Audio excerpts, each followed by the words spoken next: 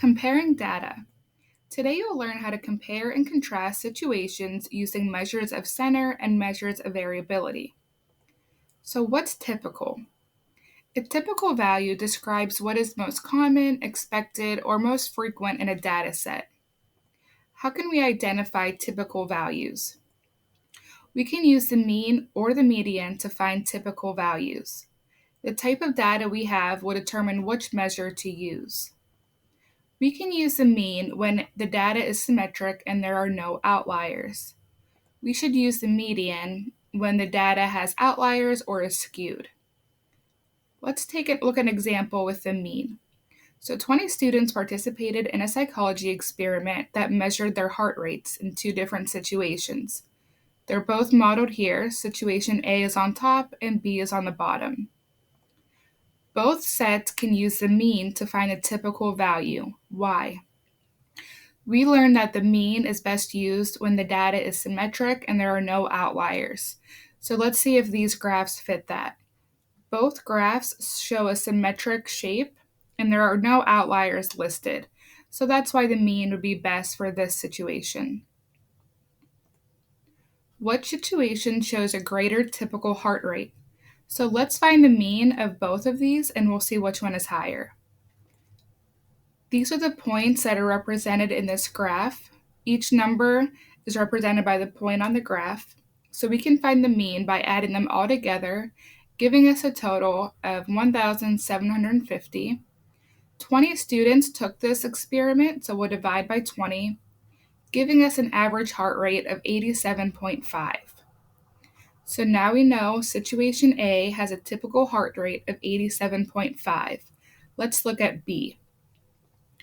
All of the points are also listed, so now we can find the mean by adding them up, giving us a total of 1,700, and we'll divide by the same 20 students, giving us a mean of 85.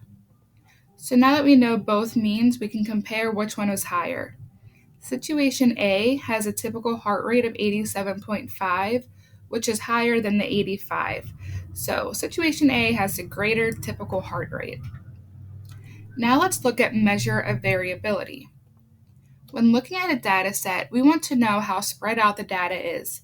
It's important to know which measure would give us the most accurate spread. First, let's look at the range. The range is best used when you want a quick idea of the spread. The range can be affected by outliers, though. Now let's look at interquartile range. The IQR is best used when the data has outliers. This is because the IQR is not affected by outliers. Finally, let's look at standard deviation. The standard deviation is best used when the data is symmetric. The standard deviation may be affected by outliers. So let's practice comparing these. The data set and some summary statistics are listed below. So we have a set of data points and they give us the mean, median, standard deviation, and the IQR. How does adding 5 to each of the values in the set affect the shape of the distribution? So if we added 5 to all of these numbers and we compared it to its original graph, it actually wouldn't change the shape. The values are all just shifted 5 units to the right. How does adding 5 to each of the values in the set affect the mean and the median? So they give us the mean and the median already. So let's add 5 to these values, giving us this new set, and we'll find the mean of it so we can compare. If we add up all of our new values, we get a total of 194.6. There are 9 numbers in this set, so we'll divide by 9, giving us a mean of 21.62.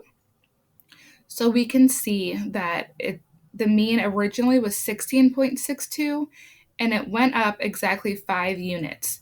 So it looks like since we added 5 to each number, the mean also went up by 5. Now let's look at the median. So for the median, we have to get to the middle number.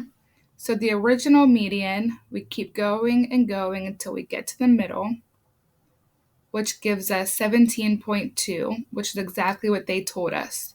Now let's find the median of the new set after we've added 5. So we'll start from the outside and continue going in. This time our median is 22.5, which is exactly 5 units higher than the original median.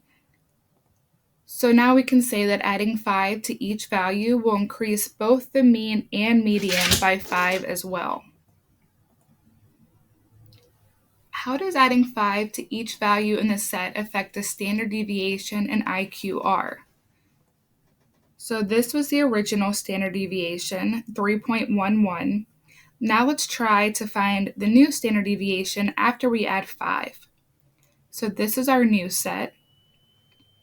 And we already found out that the mean of the values after adding 5 was 21.63. So now we subtract the mean from each value point. So if we subtracted all of those new values by 21.63, this would be our new set, negative 5.13, negative 4.33, and so on. After we subtract the mean from all of that, we square each value. So squaring them will give this new set. And then next is to find the variance. So we find the mean of these squares. Finding that will give us 9.67. And then to find the standard deviation, we take the square root of that variance, giving us 3.11. So it looks like the standard deviation didn't change at all. Let's look at the IQR and see if that doesn't change as well. So we have our new data sets after adding 5 to each number. We need IQR is quartile 3 minus quartile 1. So we'll find those first. So Q1 is the median of the first half of numbers. So if we look at the numbers underlined, the number right in the middle is 18.5. Now let's find Q3, and that's given to us by looking at the median of the last half of numbers. In this case, the middle number is 24.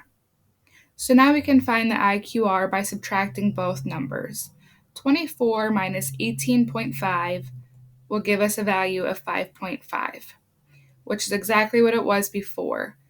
So now we can say that adding 5 to each of the values has no effect on the standard deviation or the IQR.